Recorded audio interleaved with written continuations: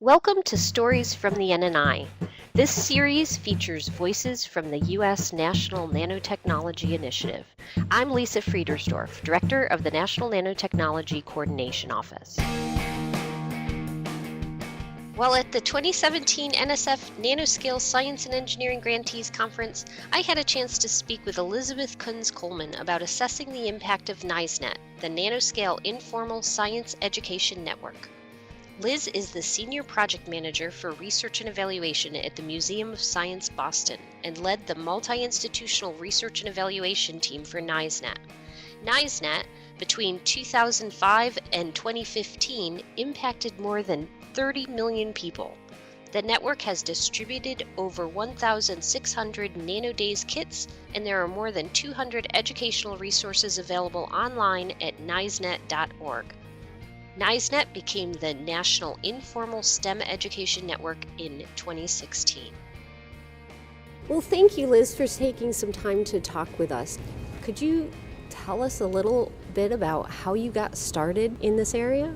Sure. So I have always loved museums from the time I was a young child. I grew up in the DC area and remember going to the Natural History Museum and loving the Smithsonian. And I even, when I was a child, had a friend, and he and I both had our own little museum that we created of natural history objects that we had fossils and rocks. And so I've always loved museums, and I've always loved science. And so as I went through school, I focused a lot on science and biology and zoology, and was kind of trying to figure out as I went through school how I wanted to bring these things together and where I would fit best. And after working in a lab in a nonprofit and kind of feeling like, okay, these are great, but not quite for me, I found museum studies programs at Harvard University and went into that and found evaluation, which let me bring together my love of research and my love of museums in one place. And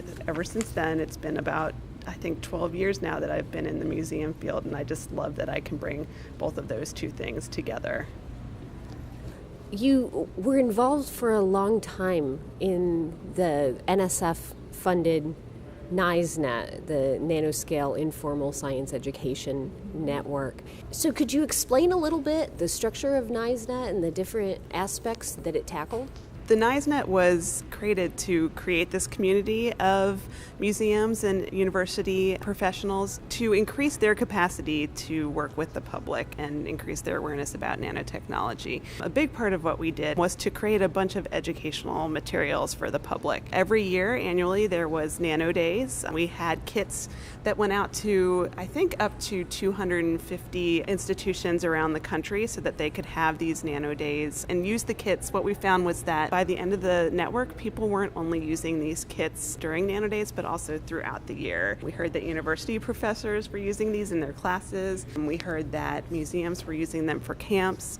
We had special projects to try to encourage the use of these materials with community organizations to try to broaden our audience and who was learning about nano. And another big deliverable that we had was our Nano Mini exhibition, which is I think we created 93 copies, but it's been to over 100 museums throughout the U.S. These materials, even though the NISENet is over in terms of our nano project, we still have our nisenet.org website, and you can find all of these materials digitally on the website and download them to learn more about them.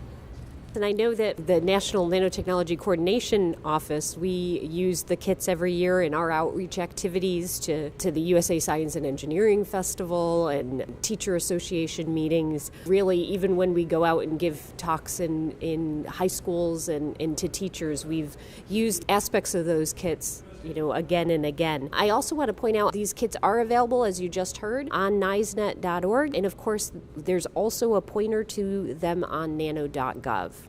I think that many of us feel that this program is one of the real gems of the entire NNI. And can you tell us a little bit about the early engagement in kind of teaching nano and what your experience was in really tackling this concept? I wasn't involved in NISENet at the very beginnings, but I came in pretty early, probably the second year of the project.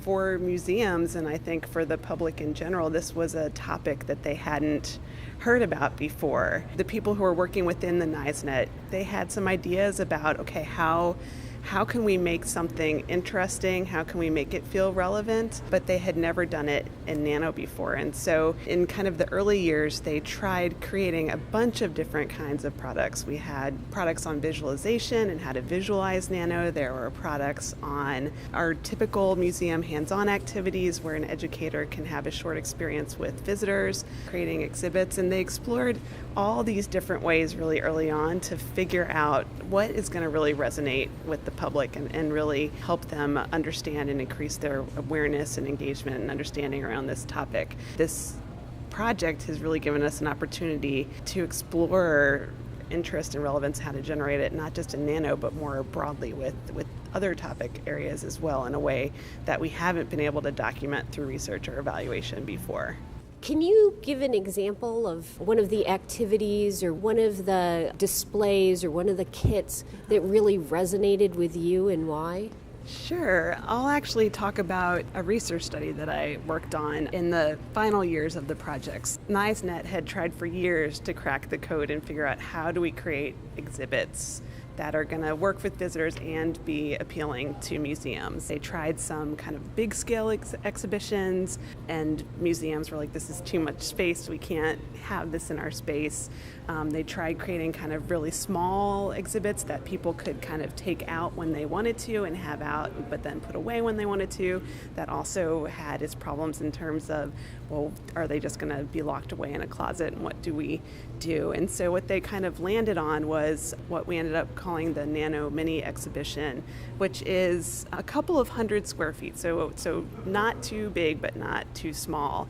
In the summative evaluation, it's got a lot of panels and a lot of content around relevance of nanotechnology, also some kind of smaller interactives, some ferrofluid tubes and carbon nanotube that you can build. So it's got a nice mix. The evaluation found that this was really an engaging exhibit for visitors. And one of the big content areas that they really learned about was the relevance of nanotechnology to their lives. So what we found was that the content that you put in the exhibit is really key to helping visitors make those relevance connections, including everyday applications, information about, things that people might see in their everyday life and how that is related to nano is really helpful to them in making those relevance connections.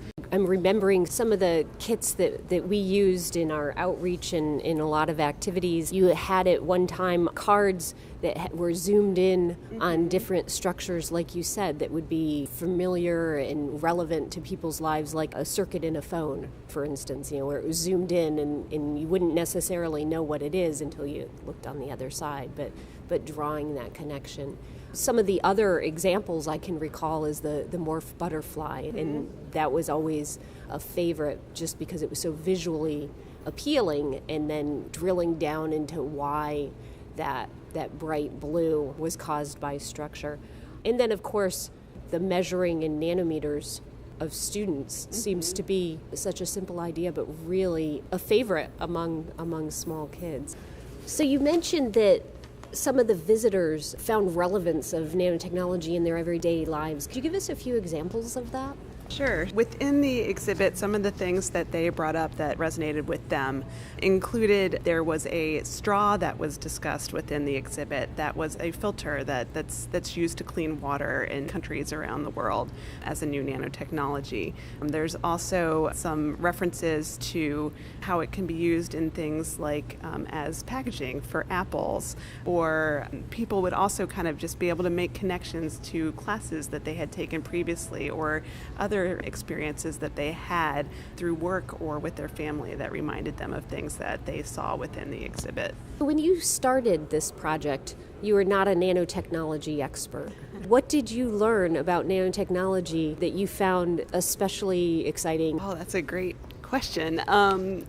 I definitely did not know about nanotechnology before I started this project. through, I think, the 10 or so years that I've been involved in this project, it has been a great learning experience for me. I think what sticks out to me the most, and learning about nano being small and different and all of that, but what really resonates with me is thinking about the science and society aspects and thinking about how should we implement these technologies, how can they help us, their place in our world, how we want to do that now and in the future. And having those discussions with members of the public and scientists and them talking together about these issues is something that I've enjoyed being a part of and feel is important to continue now and into the future with other technologies as well.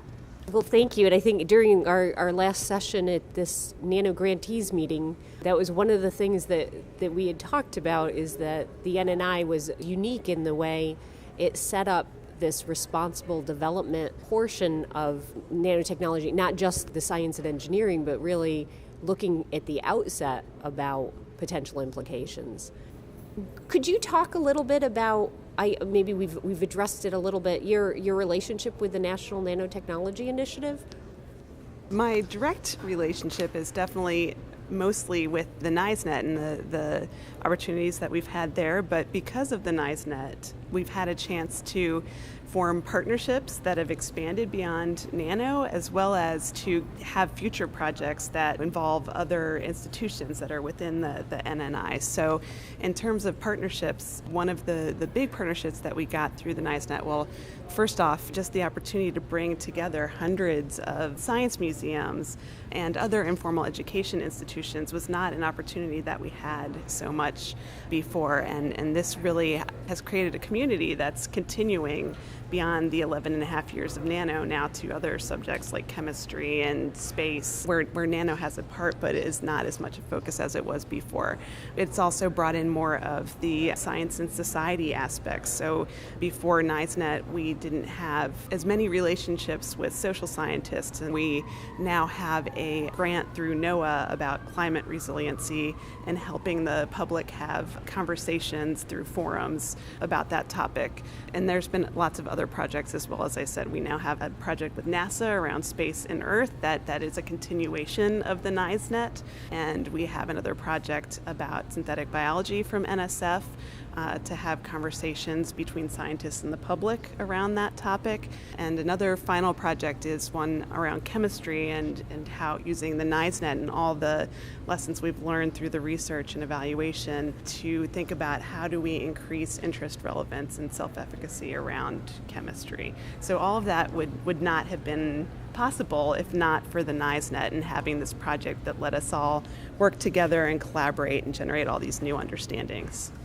Well, that's great. And I went to the final annual review meeting, and there certainly was a sense of community and sharing of best practices. It was really fun to watch, actually, as somebody who's been kind of observer over many years. Thank you for all the work that you've done. It sounds like the NISEnet and the NNI helped to seed a community that is continuing to have a significant impact. Thank you so much for the opportunity to talk about the NISEnet and our other work. NISEnet resources are also available in a searchable database on nanohub.org. You can find more information on nano.gov. Thank you for listening to this episode of Stories from the NNI. If you would like to learn more about nanotechnology, please visit www.nano.gov and check back here for more stories.